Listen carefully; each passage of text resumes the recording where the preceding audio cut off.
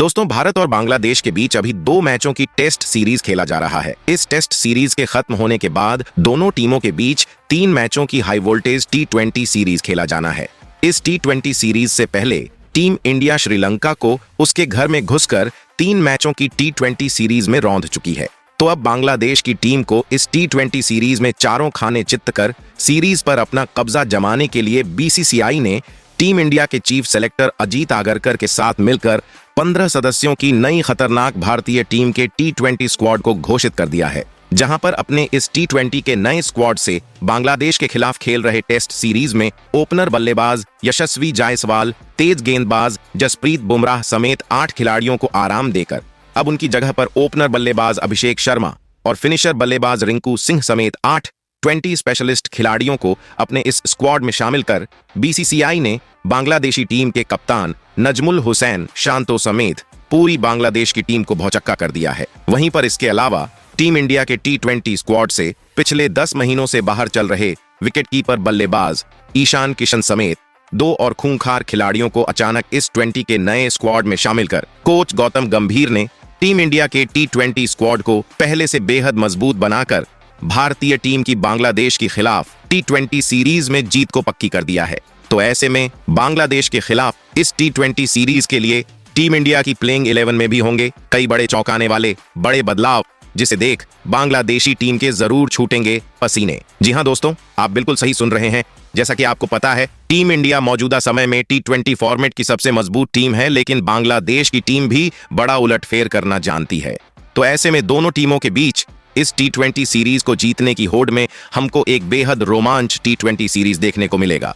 तो दोस्तों, इस नए वीडियो में हम आपको बताने वाले हैं बांग्लादेश और इंडिया के बीच खेले जाने वाले 3 मैचों के T20 सीरीज का क्या होने वाला है पूरा शेड्यूल।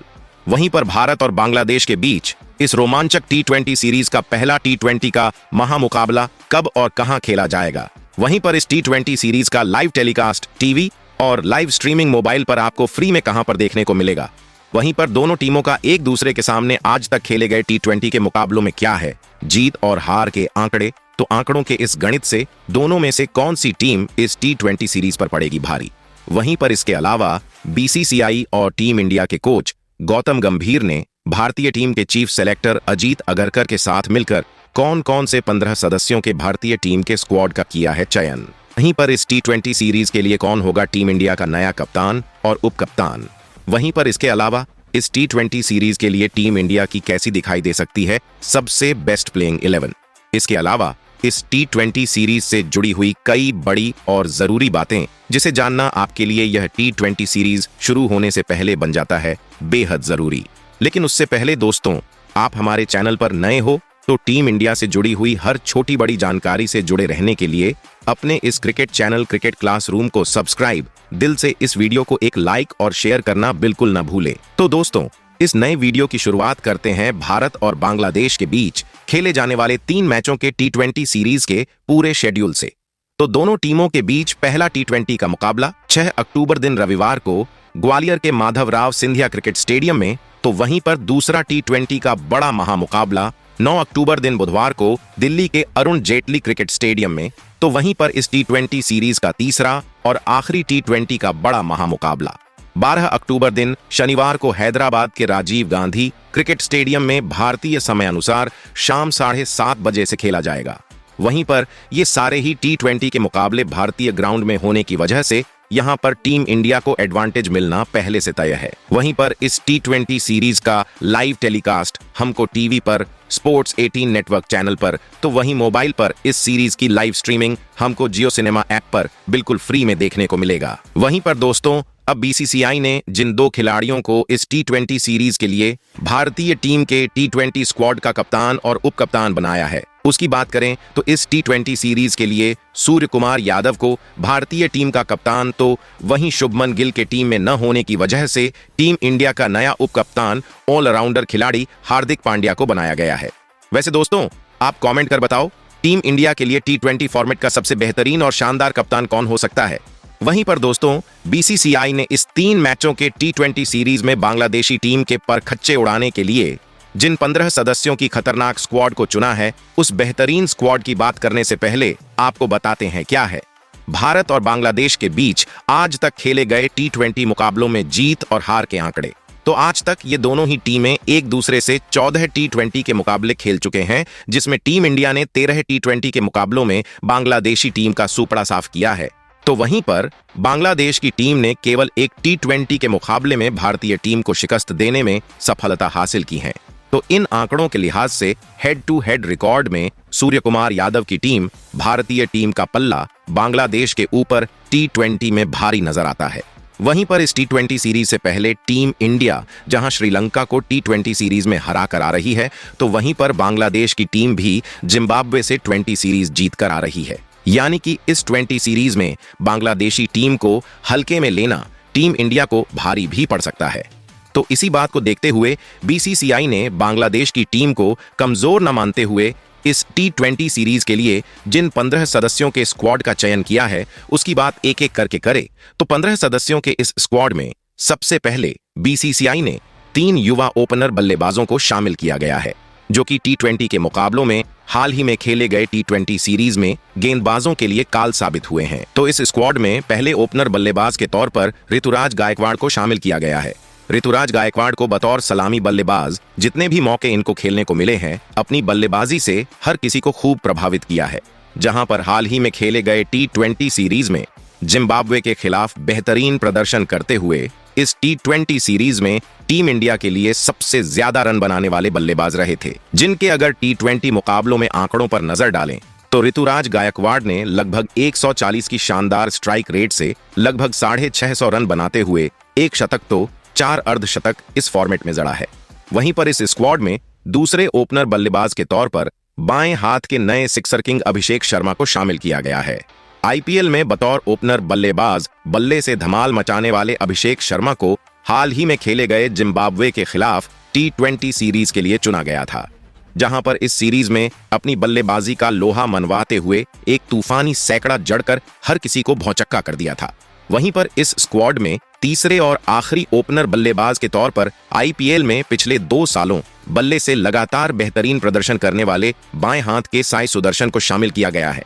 साई सुदर्शन ने अब तक भारतीय टीम के लिए कोई भी T20 का मुकाबला नहीं खेला है। हालांकि दक्षिण अफ्रीका के खिलाफ खेले गए अपने पिछले वनडे सीरीज में अच्छा प्रदर्शन किया था, तो ऐसे में प्लेइंग 11 में मौका मिलने पर यह इनका डेब्यू T20 का मुकाबला होगा। वैसे दोस्तों, आप कमेंट कर बताओ, ऋतुराज गायकवाड़, अभिषेक शर्मा और साई सुदर्शन में बांग्लादेश के खिलाफ T20 सीरीज में किसे करनी चाहिए भारतीय पारी की शुरुआत। वहीं पर इस 15 सदस्यों के स्क्वाड में BCCI ने 3 मिडिल ऑर्डर के तगड़े युवा बल्लेबाजों को शामिल किया है, जो कि मिडिल ओवरों में भी गेंदबाजों की धज्जियां उड़ाते हुए तेजी से रन बनाने के लिए जाने जाते हैं। तो इस स्क्वाड में पहले मिडिल ऑर्डर बल्लेबाज के तौर पर बाएं हाथ तिलक वर्मा को शामिल किया गया है, जो कि मिडिल ओवरों में भी बड़े बड़े छक्के लगाकर रनों की गति को कम होने नहीं देते हैं।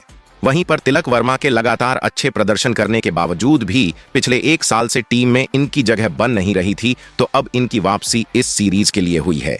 वहीं पर अगर तिलक वर्मा के T20 के मुकाबलों में आंकड़ों पर नजर डालें तो केवल 16 T20 के मुकाबले खेलते हुए 300 से ज्यादा रन बनाते हुए 250 जड़ा है। वहीं इस स्क्वाड में दूसरे मिडिल ऑर्डर के बल्लेबाज के तौर पर बाएं हाथ के ही तगड़े फिनिशर बल्लेबाज रिंकू सिंह को शामिल किया गया है।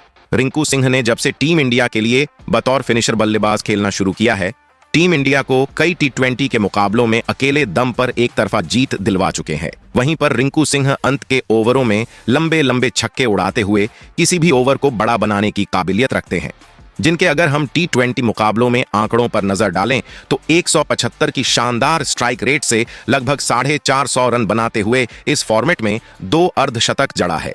वहीं पर इस स्क्वाड में तीसरे और आखिरी मिडिल ऑर्डर बल्लेबाज के तौर पर भारतीय टीम के T20 के सफल कप्तान सूर्य कुमार यादव को शामिल किया गया है।